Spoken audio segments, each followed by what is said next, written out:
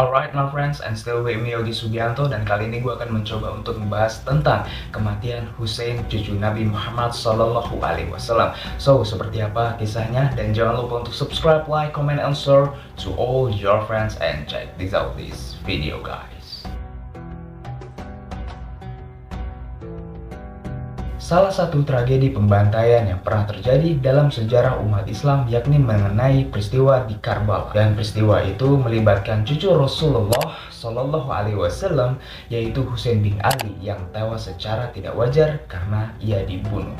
Dan namun ternyata puluhan tahun sebelum kematian Husain, Rasulullah Shallallahu Alaihi Wasallam sudah mengetahui hal tersebut. Saat mengetahuinya, Rasulullah bahkan sampai menangis membuat para malaikat menjadi panik. Yang mana Husain lahir pada tanggal 5 Sya'ban tahun 4 Hijriah. Dan di antara cucu Rasulullah, Husain bin Ali boleh dikatakan termasuk yang paling dekat dengan beliau. Dan bukan hanya dekat secara ragawi, tapi juga di dalam batin Rasulullah. Dengan kata lain, Husain adalah cucu kesayangan dan kecintaan Nabi Muhammad Sallallahu Alaihi Wasallam. Walaupun disaksikan oleh orang banyak di muka umum beberapa bukti yang menunjukkan beberapa dekatnya Rasulullah dan Husain cucu beliau. Dari Abu Hurairah radhiyallahu anhu, ia menceritakan, suatu ketika kami sholat isya bersama Rasulullah. Saat sujud, Hasan dan Husain naik ke punggung beliau, dan saat bangkit beliau meraih kedua yang ada di belakang dengan lembut, lalu meletakkan keduanya secara perlahan.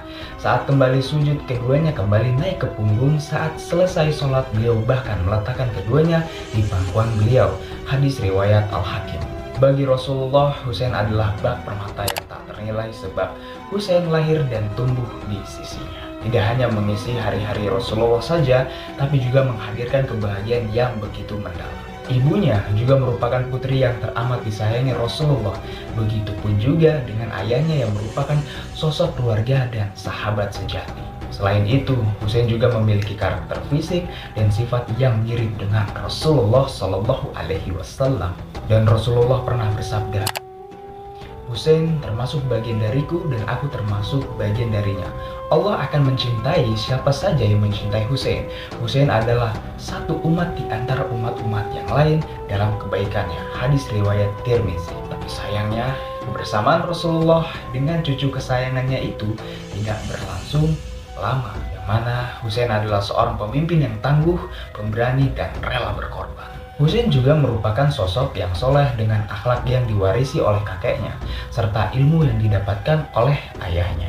Dan Husain menjadi cahaya yang meneruskan cita-cita mulia, meskipun pada akhirnya cita-cita itu terpaksa dan terhenti. Tepat pada 10 Muharram tahun 61 Hijriah, Husain juga menyusul kepergian leluhurnya dalam peristiwa Karbala tentu akan selalu melekat dalam ingatan umat Islam sebagai salah satu peristiwa terkelam yang pernah ada dalam sejarah umat Islam.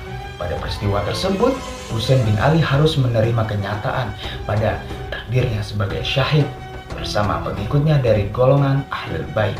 Husain bin Ali dibunuh secara brutal dengan cara yang teramat sadis oleh saudara seimannya sendiri dengan motif kekuasaan. Sadisnya pembantaian itu karena kepala Husain terlepas dari batang lehernya, sehingga membuat seluruh umat Islam pada saat itu menangis karenanya. Bukan hanya manusia, tapi para jin pun ikut menangis. Bahkan sesaat setelah peristiwa tragis itu, langit menjadi merah seakan-akan terjadi gerhana yang hebat, dan bintang-bintang pun bermunculan di siang hari. Maka tidak bisa dibayangkan betapa berdukanya langit dan bumi.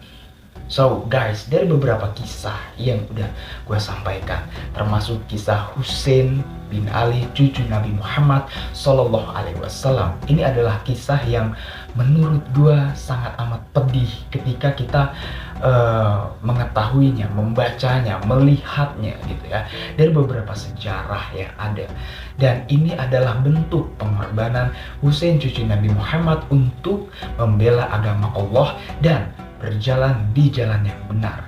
Dan gue tuh ngerasa kayak gini guys, ketika ada orang yang seiman bahkan untuk mencoba membunuh Husain bin Ali, cucu Nabi Muhammad SAW, itu menurut gue ya, motifnya bukan hanya dari kekuasaan saja, tapi ini yang gue baca, yang gue denger dari ya perbedaan atau segi pandangan politik. Karena pada saat itu lagi gencar-gencarnya seperti pemilihan pemimpin, yang mana mereka ini pemimpinnya pengen yang begini, pengen yang itu, pengen yang dan lain-lain. Dan hanya saja pada saat itu gue lupa ya guys, kalau kalian emang mengerti tentang kisah ini, kalian bisa komen di bawah.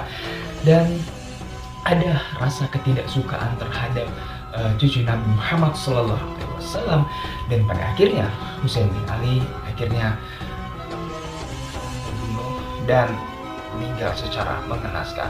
Dan dari beberapa kisah yang udah gue sampaikan tadi, Rasulullah SAW sudah tahu nih Husain Hasan cucunya Nabi Muhammad itu berakhir dengan keadaan yang sangat amat mengenaskan gitu, kematiannya mereka. Bahkan ada beberapa cerita yang mana pada saat itu Nabi Muhammad SAW mencium bibirnya si Hasan karena dia tahu karena si Hasan ini akan diracuni, dan si Husain dicium lehernya karena si Husain dia akan dibunuh di bagian lehernya, atau bahasanya tuh dipenggal gitu ya.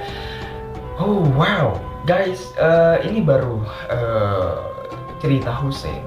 Dan ketika gua coba meriset tentang kisah bahwasannya cucu Nabi Muhammad SAW Hasan yang mana dia diracuni, itu kayaknya ada juga ya beberapa hal yang mungkin kalau gua pikir lagi ini nggak jauh waktunya ketika Husain meninggal, dan pastinya dari waktu yang berdekatan Hasan juga pasti meninggal. Mungkin waktunya berbeda tapi tidak berbeda banget. Mungkin hari ini Husain, kemungkinan besok Hasan. Itu maksud dari gua, karena gua akan mencoba untuk membahas kisah Hasan cucu Nabi Muhammad SAW yang matinya karena diracun.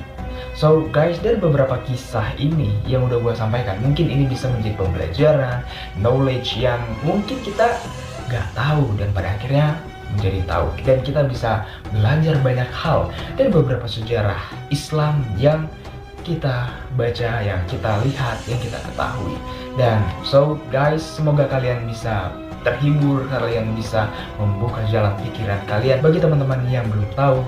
Dan gue sangat amat senang sekali kalau kalian pada akhirnya mengetahui hal ini guys, karena jujur sangat amat disayangkan kita sebagai muslim tidak mengetahui kisah ini. So guys, cukup sampai di sini saja. Don't forget to subscribe, like, comment, and share to all your friends. Gue Yogi Sugianto, bye bye.